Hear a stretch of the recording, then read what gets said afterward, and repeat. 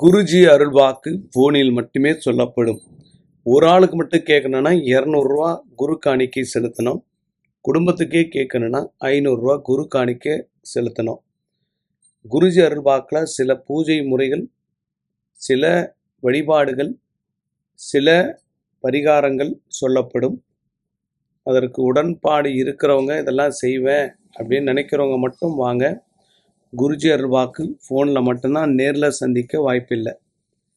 ஏன்னா நிறைய கஷ்டப்படக்கூடிய ஆத்மாக்களுக்கு எங்களால் முடிந்த ஒரு சின்ன உதவி.